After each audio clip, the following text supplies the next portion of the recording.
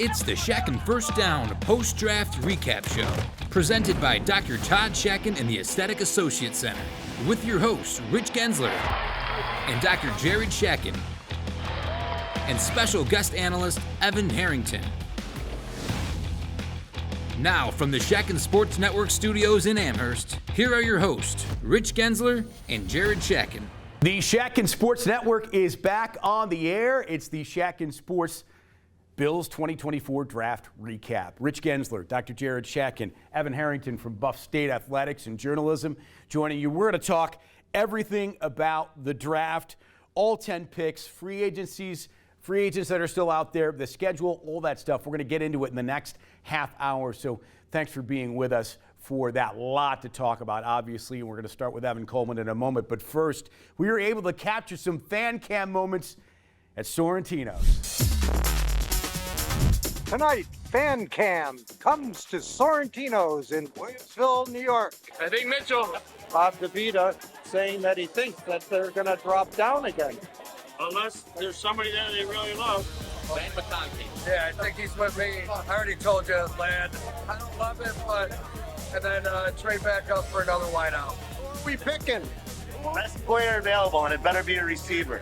Best athlete available on the board, Mark. I think that we should take the best player available with the top of the second round, and I'm thinking Cooper DeJean out of Iowa. We definitely need the receiver. I think we need a safety and definitely a corner. For the 33rd pick in the 2024 NFL Draft, the Buffalo Bills select Keon Coleman, receiver.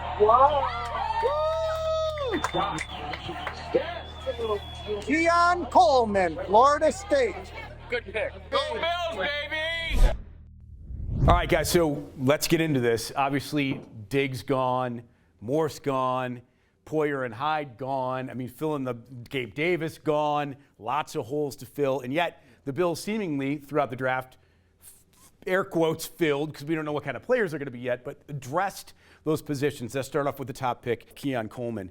And guys, you know, here's a guy that it looked like, based on what Brandon Beane was saying, was not a first-round graded pick, and maybe the reason why they traded out at 28 down to 33. Yeah, that's definitely a possibility because he does have some features that would probably grade him out of a first-round pick for a lot of people. He does run a bit of a slow 40.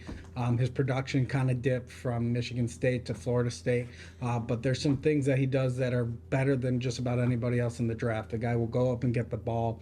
He's extremely fluid and athletic, and I'm excited to see what he could do in Buffalo. Are you, Evan, happy with the pick, or would you have rather seen the Bills do something else? I know people were pretty freaked out the fact that the Bills traded the 28 away, and here's the Chiefs getting the speed guy in Worthy, who I think a lot of Bills people wanted. But what do you think about the Coleman pick, and is that where you thought the Bills might go and do? I thought that after Brian Thomas Jr. was selected by the Jacksonville Jaguars at 23, that they were going to trade back and take a wide receiver at a later point in time. Because I thought Brian Thomas Jr. was the last receiver on Brandon Beane's big board that had a first-round grade.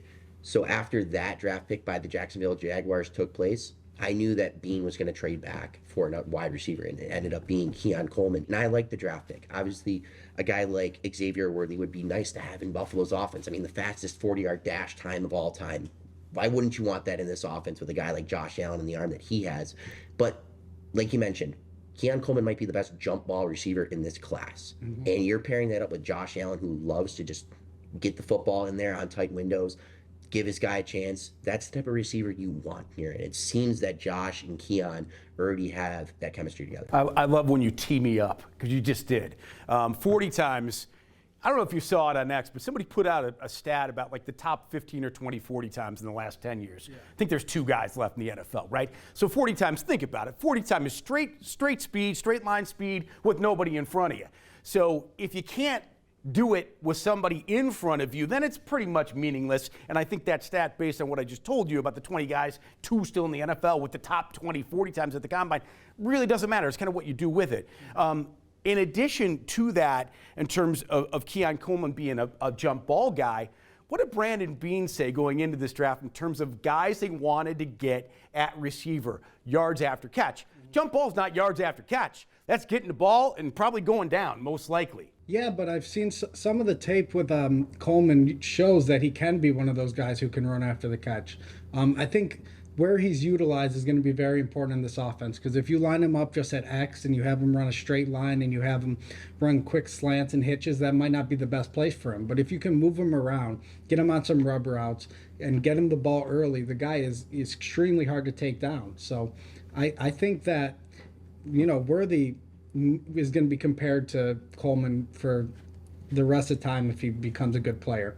But there's also warnings out there with fast receivers like John Ross. There's Tavon Austin. There's guys over time who haven't panned out. And if you didn't have a first-round grade on him, you didn't have a first-round grade on him. So I like the way they went. I liked how they got picks to get deeper in the draft. I don't love what they did with those picks, which we'll talk about later, but I do not mind at all that pick of Keon Coleman. Yeah, and according to the NFL people that study this on a regular basis, the top 3, and we'll get to 2 and 3 coming up, but the top 3 picks of the Bills, they're graded out to be just average starters, not stars, not anything. And for Keon Coleman, a lot of people pointed out the 4.61 40 time, so I know we're still stuck in this 40 time thing, but there's been a lot of really good players, including some Hall of Famers that have run those kinds of 40 times. And I think my point, Evan, is that you can be a really good receiver and not have to be, and think about it, these are tenths of a second. That's a tenth of a second, right? So you can be a really good receiver and not be a 4.3 guy or a 4.2 guy in this league, and especially with a guy like Josh Allen. Yeah, I mean, look at the wide receiver that Keon Coleman was compared to. I'm trying to remember who compared him to it, but it was Brandon Marshall. Yeah. I mean, Brandon Marshall, borderline Hall of Fame career, he's a really good wide receiver. He was a really good wide receiver in this league for many years. And if Keon Coleman can become anywhere close to that type of player that Brandon Marshall was, you're getting a really good player. And 40 times, I think, are one of the more overrated things when you're looking at wide receivers in today's game. I think it's something to look at. I think it's something to value, but I don't think it's what values and marks up a receiver. There's a guy in the Seahawks that had 45 to 50 catches last year that ran a 4.9 40. Right. Okay, so it's not the most important thing in the world. Right, and Amon-Ra St. Brown, who just signed the biggest contract ever for a wideout, ran the exact same 40 time as Keon Coleman. Mm-hmm. The other thing about Keon Coleman, before we move on, we're going a little long in this segment, but he was our number 1 pick.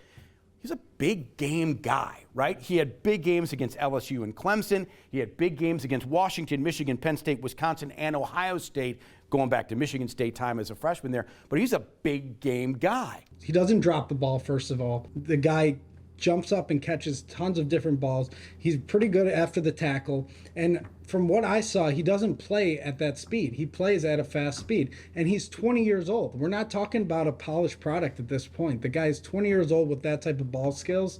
You can teach a guy to become a good route runner at the age of 20. I think he's got a really bright future ahead of him. He's got a great attitude, and there's a lot to be happy with. Look, he doesn't have to have the pressure of being the number 1. There's plenty of guys around him, whether it's Kincaid or Knox or Shakir or Samuel, that are going to take a lot of that pressure off the rookie. Yeah, we already saw Brandon Beane kind of allude to the fact that they would like to see Keon Coleman fill that X spot that Stephon Diggs left. But that doesn't mean that the X is going to be just the number 1 guy in this offense. There's going to be a lot of pressure, not on Keon Coleman right away, because we're going to see guys like Shakir, Samuel, Kincaid, Knox, etc. help that surrounding cast. Yeah, for sure. And also that last 8 games, Stephon Diggs at the X receiver spot did not have the most targets on the team, and he also did not have the most production on the team. So now we're talking about a guy who's filling a spot where we've already learned how to win without huge production from one specific receiver.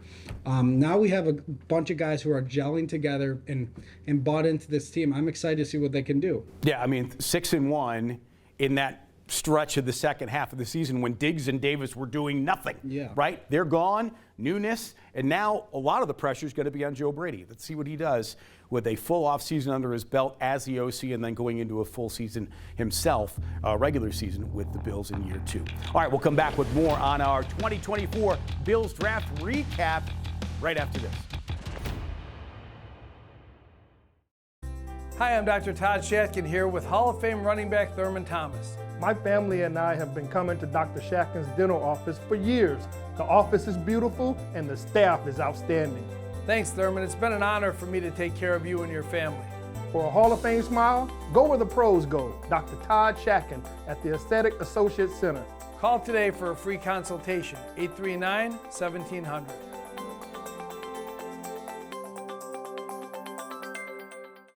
I am so happy with my experience that I had at iSmile Spas today. Got my teeth professionally whitened. I have months of results in less than an hour. No pain, seriously, not even a sting. They're not sensitive. You leave with a kit to continue your whitening. Absolutely incredible. I'm so happy I ever did this. I can't stop smiling. Western New York.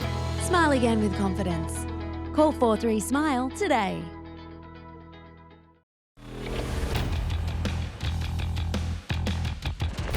Welcome back to the 2024 Bills Draft Recap. Rich Gaenzler, Dr. Jared Shatkin, Evan Harrington joining you, and thank you for joining us on the show. And of course, we're coming back for another full season of pregame shows a little bit later in the calendar year. So we're talking about now the second pick of the draft in Cole Bishop, 6'2", 206, safety, Utah, Dalton Kincaid's teammate, going back to college, and obviously with Poyer and Hyde gone, obviously they're going to have to fill that. They get Mike Edwards in addition to Taylor Rapp. Now, what's going to happen with Cole Bishop? And the thing I like about Cole Bishop, guys, is he's sort of like a poor man's Cooper DeJean, in my opinion. I don't know if he can necessarily play corner, but almost the same size, almost the same athleticism in terms of the measurables. I like him a lot. Yeah, he can bring the stick too. He can hit guys pretty well.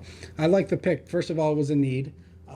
Mike Edwards is a one-year signing. You want to regrow that position. We had two guys for years who were the standard at that position, and if you can get a guy who's a rookie who steps in and can become that leader, that's a great thing. Also, he's the type of guy that can cover tight ends. They talked about him covering Dalton Kincaid a lot in practice, and this NFL offenses are turning into an offense where the athletic tight end is a bigger play with guys like Kelsey, guys like Kincaid, guys like Goddard. There's a lot of people in this league that are turning into that, and I think drafting a safety high like that is going to be pretty important for the Bills defense. It'd be really interesting to see how he gets rotated in with the veterans. Yeah, I mean, I was very, very fortunate to have Micah Hyde and Jordan Poyer here for the time that we did. And now this is the first year that we don't have Hyde or Poyer in a Buffalo Bills uniform going into the season. And we re-signed Taylor Rapp to that 3-year deal. But again, we needed to fill that extra spot. We brought in Mike Edwards, but it was a little bit of question marks there. Now you bring in a guy like Bishop, and I think he's a day one starter. Like you said, he can play in the box. That's something Jordan Poyer was very good at and accustomed to, is playing downhill inside the box. Same thing with Micah Hyde. And once again, Bishop, you mentioned that he can cover tight ends. I think this is something that the Bills needed to potentially shut down Kelsey, Kittle, Goddard. Like you mentioned, these elite tight ends around the league that are getting more implemented in offenses. You need a safety. You need a guy that can cover them. And I think that, Cole Bishop is that player that can do so. Maybe not day one, but later on in the season, year 2, year 3, he could be that guy. Yeah, guess what? We get Andrews, we get Kelsey, we get Kittle all next year in the schedule. Yeah, maybe they saw that on the schedule and they knew they needed somebody to step in there. But I think that our safety tandem can potentially be better than what we saw last year with Micah Hyde and Jordan Poyer, because those guys were at the end of the road. Micah Hyde was injured. Jordan Poyer was in and out of the lineup, and he also was kind of regressing a little bit. So I'm happy that we kind of have a youth movement going in terms of the safeties, and I like where they went with that pick. Sean McDermott is phenomenal at developing defensive backs, whether they're taken in round 1 like Tre'Davious White or undrafted guys like Levi Wallace, and we've seen late round picks like Dane Jackson, Taron Johnson, Benford, etc. Like there's so many guys that Sean McDermott has helped develop. You can even say he helped develop Micah Hyde and Jordan Poyer with their times here as well, and I'm excited to see what he can do with Cole Bishop. It's going to be interesting too. I mean, we mentioned Joe Brady in the first segment, but who's going to call a defense, right? There's been a lot of names thrown out there, whether it's Babich or Holcomb or Sean himself. I don't think anybody knows at this point who's going to actually call the defensive plays in game. And with that being said, how Bishop will fit in, but I'm sure there's going to be a place for him. Third pick in the draft, Dwayne Carter, 6'2", 302, out of Duke, defensive lineman, a guy that can stand right next to Ed Oliver, push the pocket. That's kind of what he's known for, being a bull rusher. 3-year captain at Duke, that never happened. Academic All-American. I mean, this fits everything that Sean McDermott likes about his players. High character. That's a lot of the players we took in this draft are high character guys, and losing a bunch of leaders like we did during the offseason, you need to build build it from the ground up, and you do it with captains. And Cole Bishop's a captain, and Dwayne Carter is the ultimate character guy. I saw videos of him at Duke speaking up for injustice. He gave his time to the Boys and Girls Club. The guy's a real community leader, and he's a man already at the age of 23. He's a guy who will step in and he'll get respect from everybody. And besides that, he could rush the passer. He was very talented, and I think you're getting a steal on that guy. I think he's going to step in day one and play meaningful snaps for the Bills. Yeah, Poona Ford, Jordan Phillips, both gone. I mean, they needed more guys in that rotation. This is a good fit. Yeah, and Sean McDermott likes to really have a nice rotation down there in the trenches, down low on the D-line. We mentioned Ed Oliver, Daquan Jones. You're going to need some depth. And that's what I think Dwayne Carter is bringing here. Like we mentioned, he's a high-character guy. But on the field, too, he's phenomenal. He's going to be a great pickup for the Buffalo Bills. And like I mentioned, or like you mentioned, you said that he could be a steal in the draft, and I think so as well. Obviously, he's going to be learning from Ed Oliver and Daquan Jones. Two good guys to learn from coming to Buffalo in year one. For sure. Next up, Ray Davis, running back out of Kentucky, first player in NCAA history to rush for 1,000 yards for 3 different teams, Temple, Vanderbilt, and Kentucky. What's more impressive about that stat is those teams aren't good, right? I mean, they're not historically good college football programs. For a guy to do that is remarkable. Additionally, you said character, Jared. This fits him perfectly. If you've seen anything about this kid's story, he's basically one of, I think it was 15 kids, if I'm not mistaken, at 8 years old, 12 years old. He's homeless. He's in and out of orphanages and still figures out a way to get to places where he needs to go, figure out a sort of mission for himself as a kid, grow up quickly, and then become what he's become, kind of a spark plug, a fire plug kind of running back at 5'10", 216. He's that power back to sort of complement James Cook. I mean, he's one of the most unselfish people that you will see, because not only did he grow up homeless, and he gave up the ability to be able to live with another family, and he let his sister and brother live with people because of it. So that's the type of guy you bring in a locker room, and he's not going to be worried about his stats. He's going to be worried about winning games. The only thing I have with this decision is to draft a running back. I would have liked to see us double dip with receivers. I think we had Javon Baker was still on the board. Guys like Troy Franklin were there. I would have liked to see something like that. There's nothing against the player. I just think the position of wide receiver could have been addressed again. Yeah, I like Ray Davis as well. You know what he reminds me of? I think he is a more explosive and big play Devin Singletary. Mm-hmm. I think he runs similar to Devin Singletary, but the one knock on Devin Singletary was his ability to run the ball downfield and pick up big yards after contact and burst his way through the line of scrimmage. Devin Singletary was a good back, but I think Ray Davis can be what the Bills wanted in Devin Singletary and Zach Moss with James Cook and Ray Davis. Yeah. And I think it's going to be a very nice compliment to not only James Cook, but remember, we still got Ty Johnson as well. So we got a nice little three-headed monster here in Buffalo. Yeah, Murray and Harris gone from last year, the veteran big guys. They move on, so they needed a guy there. One more guy in this segment. Let's talk about Cedric Van Pran Granger out of Georgia Center, 6'4", 298. Again, this is this guy that is going to come in and compete. I mean, Cromer loved him, and he's going to compete with McGovern and with Clapp and with Edwards, and he's a guy that can play pretty much across the line of scrimmage. Well, he's another captain in college, too. It's a guy who was, I think, a 2-year starter, and he was All-American.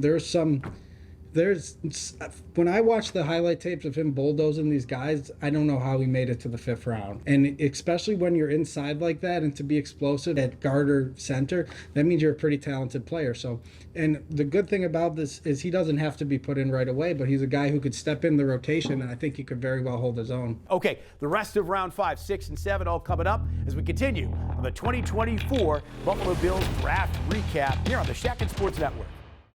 RV shoppers get the right RV at the right price at all Myers RV locations. Save big with a short drive east on the 90 to any of the 3 conveniently located Myers RV locations in Rochester. Learn more at MyersRVs.com. Hi, this is Steve Christie. When the Bills needed a clutch kicker, they called me. When I needed a dentist to care for my family, I called the best, Dr. Todd Shatkin from the Aesthetic Associates Center. Dr. Shatkin and his team have provided us with the care that we need. Are you embarrassed to smile because of loose dentures or missing teeth? You can be you again with Shatkin Mini Dental Implants. Call Dr. Todd Shatkin today at 716-839-1700 or go to drtshatkin.com. Are you hungry? Eat. Stabilize your loose dentures with Shatkin Mini Dental Implants.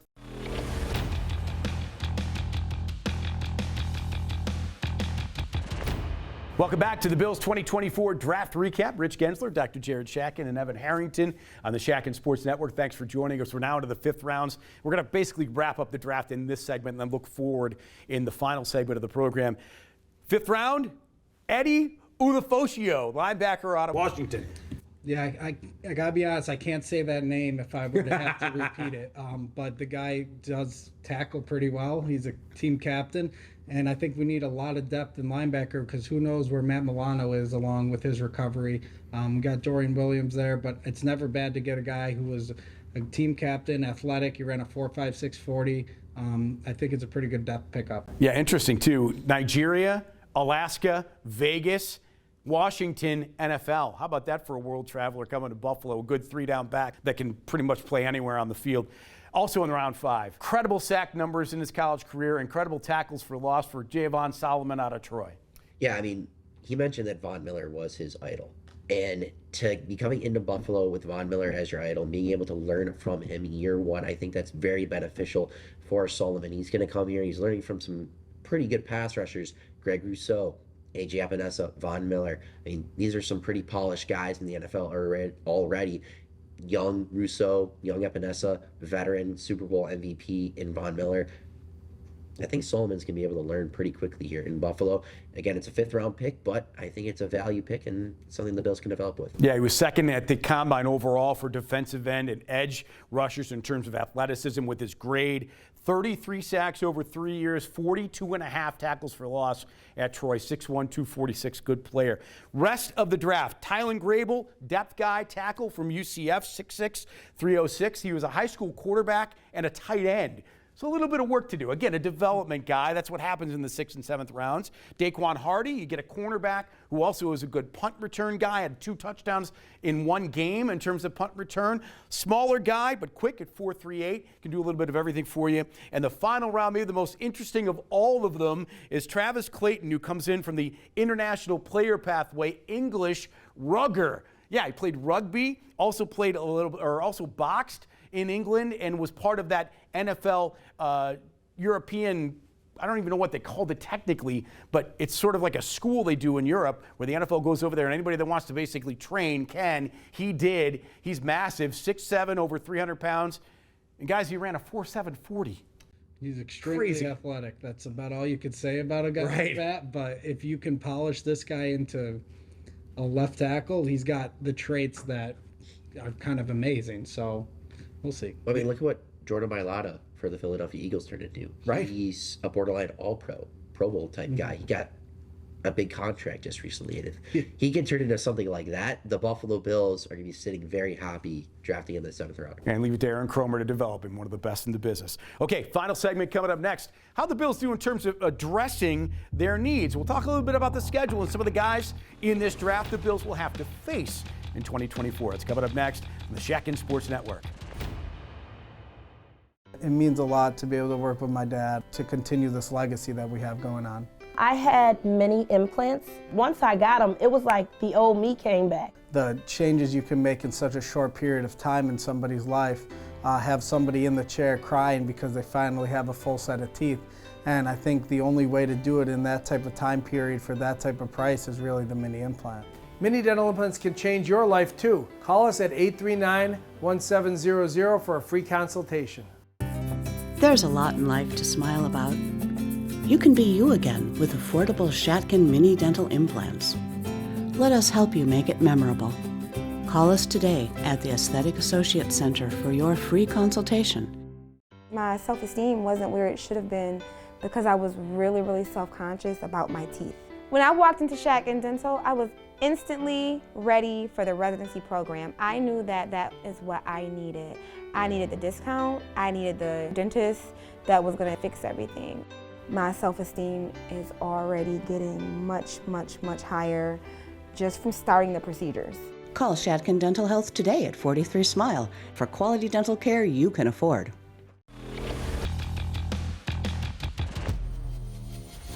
Welcome back to the 2024 Bills Draft Recap on the Shatkin Sports Network. Rich Gaenzler and Dr. Jared Shatkin and Evan Harrington for our final segment. So, guys, I mean, in terms of addressing needs, look, wide receiver, safety, D-line, center, O-line, depth linebacker, edge rusher, power back in the backfield. Kind of did it all. Yeah, I mean, the Buffalo Bills still maybe want to address the wide receiver position a little bit. They did that by picking up free agent Quintez Cephas from the Lions. We know he hasn't played in about a year, obviously being suspended for gambling, but I think he's a decent player that the Bills can bring in and work with here, in the depth receiver spot. And there still might be a couple of players that the Buffalo Bills could pick up in free agency. OBJ, Michael Thomas. There's still some names out there. Tyler Boyd. There's still some big name value out there. Former Buffalo Bills. Zay Jones was just released recently by the Jacksonville Jaguars as well. Yeah, no, I think there's a place where you can upgrade this wide receiver position. I also don't think the position as a whole is as bad as people are saying. I think they have a lot of short, quick guys who can get open fast. And Shakir showed that if you put some pressure on him, he became an excellent player at the end of the year for us. A guy like Curtis Samuel really hasn't been given the biggest chance because he's only had 1 year with a good quarterback, and it was Cam Newton. And then you got Keon Coleman coming in. I don't think the wide receivers are as big of a problem as people think, because another thing is I think our number one target this year isn't even going to be our wide receiver. I think it's going to be Dalton Kincaid. That doesn't mean we shouldn't address the position. There's good to have depth at that position, especially. People get hurt all the time. A guy like OBJ would definitely bring a little bit of magic. We've been talking about this for 3 years, though. Are we really going to sign him? I don't think so. But, maybe Zay Jones is familiar with the team, familiar with the offense. He's a guy you could bring in. But I think these are just depth pieces. I think what we have now is really the core of what's going to happen in the Buffalo Bills offense. Yeah, and look, if nothing else, you can say what you want about Keon Coleman, but good quarterbacks make receivers, right? I mean, Tom Brady's a perfect example of that. I know people are saying, well, Josh Allen isn't Tom Brady. In my opinion, Josh Allen can be talked in the conversation with Tom Brady, especially statistically at this point in his career. No, he doesn't have any trophies yet. Give it time. But statistically, Josh can be put in Tom Brady's class, in my opinion. So what did Tom Brady do? He made guys like Troy Brown, Wes Welker, Edelman. Randy Moss had the best year of his life with Tom Brady. Quarterbacks can make receivers. Thus, Josh Allen can make Keon Coleman. Tough schedule, fellas, this year. It's going to break down. I mean, look at these people. We got the division. Miami let go a lot of guys. I don't know if they improved enough in the draft to be what they were a year ago. We'll see. Obviously, the Jets with Aaron Rodgers, they make some moves there. Kansas City, Baltimore, San Francisco, also on the schedule. This schedule is going to be brutal. Jacksonville, Houston, Detroit, and all the other teams that are on the schedule, all of whom have improved. So obviously, everything seemingly is getting tighter in the NFL. And what do they want? They want parity, right? All right, guys. Well, great job. As always, Dr. Jared Shatkin. Evan, thanks for being here. You'll be with us throughout the season at times, for sure. Yeah. Appreciate you as well as you for watching. Thanks so much to all of our sponsors, Dr. Todd Shatkin, Shatkin Dental Health, Aesthetic Associates, Myers RV new this year, and Sorrentino's as well. This has been the 2024 Bills Draft Recap on the Shatkin Sports Network. Thanks for watching.